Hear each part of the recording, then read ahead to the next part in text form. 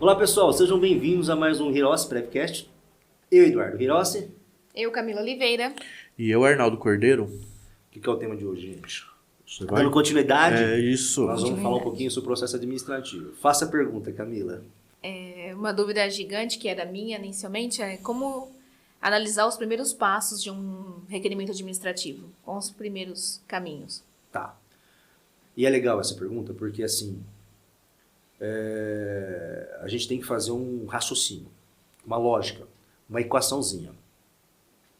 Se eu estou falando de benefício, e eu vou falar para você na experiência prática, mais de 50% dos clientes que chegam no escritório pensam num tipo de benefício e outro, dá outro. Nós fizemos uma análise aqui, faz um mês atrás, que eu fui dessecar os tipos de aposentadoria por idade 41, como que é visto isso perante o INSS. Nós chegamos a conclusões que o INSS divide o benefício de aposentadoria por idade, que é a espécie 41, em 12 tipos de análise de aposentadoria. Estamos falando só de benefício 41. Esquecemos, aqui não está incluído nem os 42, nem os 46, nem os 57. Estamos falando, e nem pensando aqui já da Lei Complementar 142, benefício da pessoa com deficiência, só para vocês terem ideia. Então é assim, como eu ensino o pessoal aqui no escritório? Primeiro, a gente precisa entender o que tem no patrimônio jurídico do segurado. O que é o patrimônio jurídico do segurado? É todos os períodos contributivos vinculados à Previdência Social, ao regime geral de Previdência Social, tá bom? Pode ser também de regime próprio. E como eu faço análise, esse levantamento do patrimônio jurídico do segurado? Primeiro, a gente tem a principal ferramenta hoje do segurado, que é o extrato CNIS. É o CNIS? Não, é o extrato CNIS. Porque o CNIS é muito mais amplo. O CNIS é um portal CNIS. Tem outras informações que, além do extrato CNIS, tem outras informações que a maioria das informações nós não temos acesso. Quem tem acesso é o INSS, tá? Baseado, que seria a base da análise, então a gente vai utilizar o CNIS. Daí nós temos 3 formas de CNIS, 3 extratos de CNIS. Nós temos o CNIS que eu falo que é o resumido, que é aquela CNIS que você só tem os vínculos. O CNIS detalhado, que além dos vínculos vem as remunerações. E o CNIS ano civil, tá? Então assim, você começa a analisar como um processo? Pelo CNIS resumido. Por quê? Porque você olha numa página, você consegue ver, você consegue identificar indicadores. Tá? Então ali estamos falando de indicadores de pendência, estamos falando de indicadores de alerta, estamos falando ali de indicadores de acerto. Tá?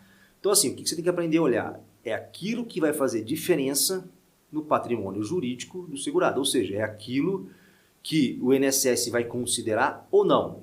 Então a primeira base que você vai fazer a análise é com o CNIS resumido. Depois você percebeu que há indicadores, você vai entrar no CNIS detalhado para saber a sequência, qual tipo de indicadores, se é possível tratamento. Porque nem todos os indicadores são passíveis de tratamento. Então tem pessoas que falam, não, um indicador de alerta. De alerta. Vamos supor que você tem um indicador de alerta de recolhimento de facultativo. Tá? Na hora que você entra nesse, ou então você não tem nenhum indicador de alerta, um requerimento facultativo, você tem umas contribuições sem indicadores como facultativo. Só que você vai olhar lá no sistema do INSS e você vai perceber que o segurado ele vem recolhendo como facultativo desde 2008, tá? Desde janeiro de 2008.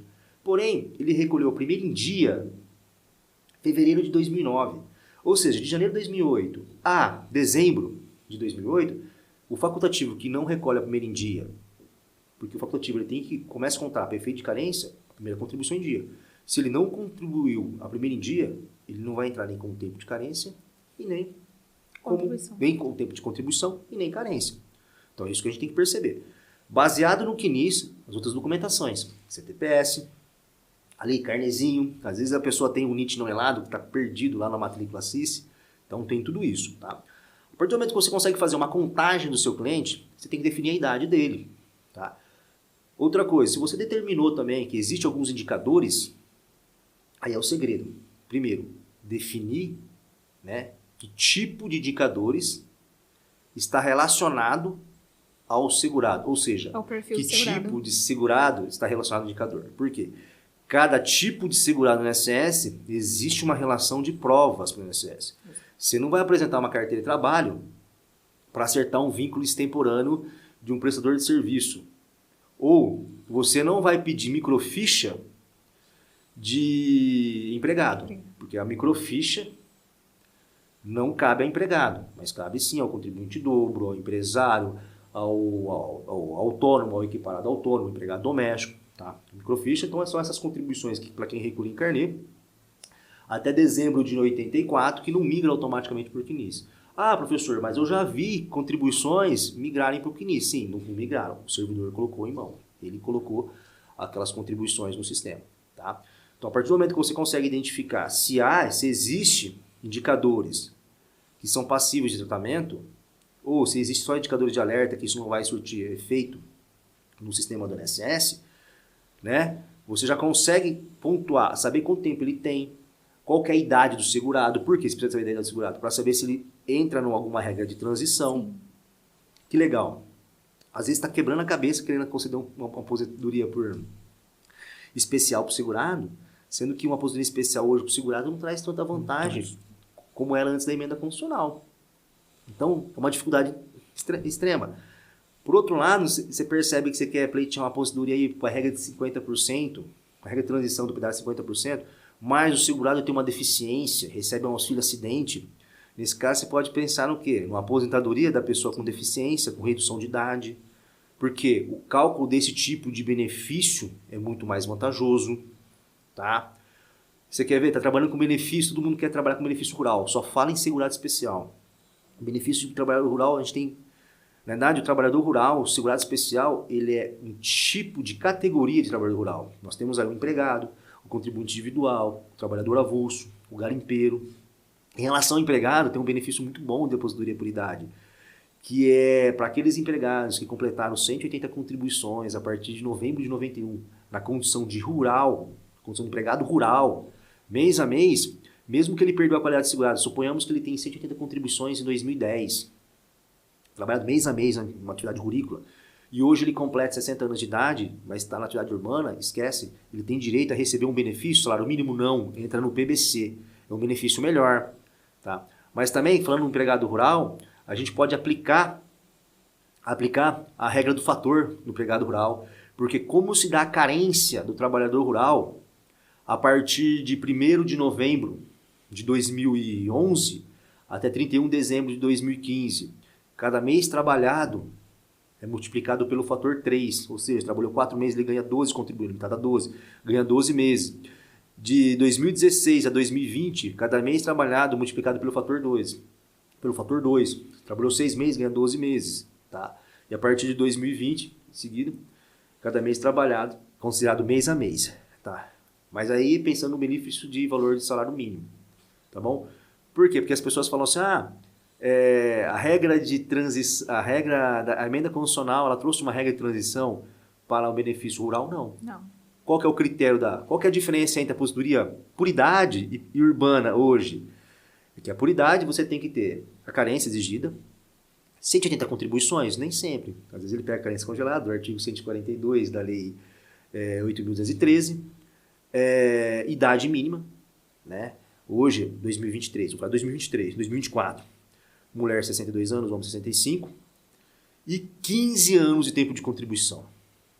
As aposentadorias por idade só exigem idade reduzida, 55 anos mulher, 60 anos homem, e carência. Ah, professor, se um segurado tiver 180 contribuições, mas não dá 13 anos e 11 meses, é possível ele se aposentar? Sim. Perfeitamente. Então, quando você começa a descobrir isso, quando você começa a saber, analisar o patrimônio jurídico do segurado, você começa a entender que tipo de benefício cabe para ele, você começa a entender qual o requerimento que você faz uma solicitação. Quais os documentos que você vai juntar. Legal. Então, fazendo um resumo dos caminhos. O primeiro é lapidar o olhar para o CNIS. CNIS. Verificar o patrimônio jurídico, né? Isso. Desse segurado. O segundo passo é a análise documental. Sim. Carteira de trabalho, principalmente. E o terceiro passo é definir que tipo de benefício. Se você vai pelo contrário, exemplo, você chega no seu escritório, a pessoa quer pedir um benefício, ele acha que tem direito a receber uma aposentadoria por tempo de contribuição. Se você vincular tempo de contribuição, você já perdeu o foco. Por quê? Primeiro você vai ter que analisar o patrimônio jurídico dele, analisar o conjunto probatório, aí você vai identificar que tipo de benefício é melhor para ele. E que tipo de contribuinte ele é também. Sim. Inicialmente, você quer ver um caso perfil. interessante? Tem um segurado chegou aqui, ele tinha 43 anos de tempo de contribuição. Lindo, né? Aparentemente, sim. Ele não tinha 43 anos de tempo de contribuição. Desde 2012 ele recolhe como MEI. A pergunta dele, por que eu não consigo me aposentar no INSS? Você não consegue aposentar? Porque ele Por quê? depende da Porque o idade. MEI tem que fazer a complementação. Entendeu? Então, assim, na cabeça dele, ele tinha 43 anos, tempo de contribuição era para ele se aposentar. E aí? Você vai bater na tecla, você vai subir um processo desse no judicial falando que ele tem direito de se aposentar? E também eu já vi casos também que ele chega e fala, doutor, já tenho 35 anos de contribuição. Aí você vai contar, deu 28. Não, é impossível, eu trabalho desde tanto. Aí você vai ver, ele, É um clássico. ele ficou 6 meses de seguro-desemprego num período, trabalhou de novo, mais 6 meses de seguro-desemprego num outro período, mas foi vários seguros-desemprego. Se você juntando esses 6, 5 meses, 3 meses, Muito diferente. dá muita diferença. Então, quer dizer, você não tem os 35 anos. Agora eu quero morrer. Eu quero morrer quando alguém faz uma simulação no INSS. Aí, gente, E toma como verdade, a né? pessoa fala, não, tá aqui, o INSS falou isso aqui, ó. Então você fala assim, ó, dá isso aqui, vai pro INSS e manda o INSS conceder o benefício. Depois de 2 semanas ele vai voltar, pode ter certeza. Cara, quando a gente simulador fala não é que não é pra acreditar no simulador é suicídio. Sabe por que simulador é suicídio? Porque você vai estar falando tempo de contribuição, né? Esse caso de 43 anos, o cara veio com o simulador aqui. O simulador contou para ele tempo de contribuição, enquadrou ele numa aposentadoria de 42, com contribuições de MEI, de recolhimento de 11%. MEI só entra para aposentadoria por idade. Tá entendendo? E As aí? análises é um robô que faz a simulação? Assim, a simulação é uma trava, não tem trava, vem tudo. Conta RPPS, conta tudo. Faz uma leitura geral. Só que isso aqui, a simulação, ela vem até aqui, ó. Vamos supor assim, ó. Como você tem que imaginar um processo administrativo, tá? Vamos pensar assim, ó. O processo administrativo tá aqui, ó. Tá o CNIS, as informações da base governamentais, CNIS, e aqui tá o sistema Prisma, que é o Sistema de Reconhecimento Inicial de Direito, onde vai ser processado O seu o benefício. teu benefício. Por isso que a partir de dezembro de 2008, o seu processo é concedido conforme o CNIS. Entre o CNIS e o sistema concessor do INSS, existe uma travinha. Tá? Quando você faz um requerimento no INSS, um protocolo de benefício, o INSS vai lá e tira essa travinha. Então, o fluxo daqui Migra tudo. migra para cá. Então, aonde está o sistema de simulador do INSS? Está antes da travinha aqui, ó. Então, ele tá vindo tudo aqui, ó, no INSS. Está vindo tudo aqui, bate aqui, ele conta. Quando você abre essa travinha, tem uma peneirinha aqui, ó. Quando o fluxo vai passando aqui, ó, sabe aqueles indicadores? Fica tudo na peneira, tudo na peneira. Daí você fala, poxa, mas por que ficou na peneira? Aí nós vamos trabalhar indicadores. Como que a gente faz para tratar esses indicadores? Isso aqui dá para tratar? É reversível, não é reversível? Passível de Aí comprovação? Então, assim, quando você olhar o CNIS, quando você começa a fazer todos os acertos do CNIS, você consegue já imaginar como as informações do CNIS vão migrar para o sistema do INSS. Você sabe que tem uma contribuição extemporânea lá, que essas contribuições extemporâneas vai parar na peneira. O recolhimento do 11%. 11%. Você sabe. Agora, o 11% ele pode ser um indicador de alerta? Ele pode. Mas ele pode ser um indicador de dependência? Ele pode. Vamos supor que nós temos aí, esse caso, 43 anos e tem um período longo de MEI. Se ele pediu, é um indicador de alerta. Ele pediu uma aposentadoria, ele passou a ser um indicador de dependência. Por quê? Porque para benefício de aposentadoria por tempo de contribuição, os recolhimentos sobre 11%, como 5% como MEI, ou os recolhimentos sobre 11% da lei complementar, não entra para tempo de contribuição. Ele passou a ser uma pendência. Essa pendência é passiva de tratamento? Sim. É só você fazer a complementação. Agora, suponhamos que nós pedimos, nesse caso específico, pedíssemos o benefício da aposentadoria por benefício espécie 41, aposentadoria por idade. Esse indicador de pendência, de alerta, ele pode ser de pendência? Ou ele pode só um indicador de alerta? Ele pode continuar a permanecer com alerta. Por quê? Para fins e benefícios da aposentadoria por idade, essas contribuições recolhidas na alíquota simplificada, ela entra com tempo de contribuição para benefício por idade. Entendeu? Então, quando você consegue analisar o CNIS, tirar todas as informações do CNIS, tratar o CNIS, se possível, você consegue prever o resultado do INSS. E é muito engraçado, quando você consegue perceber isso, eu sento assim, eu dou risada, falo, esse benefício vai ser indeferido, esse aqui vai ser concedido. Por quê? Porque eu já fiz o filtro. O meu filtro tá igual ao filtro do INSS. Eu tenho que tratar isso antes. E quando a gente Tá. fala que não pode acreditar no simulador, não é porque é chato. É por causa dessas condições, Pra né? mim é a pior coisa que tem. É isso. Mas Então, pessoal, esse assunto vai render muitos podcasts ainda, com certeza. não vai. É Muitos muito bom. desdobramentos, Muito bom, né? verdade. Pessoal, Obrigada. muito obrigado. Muito obrigado. E até mais. Até a próxima.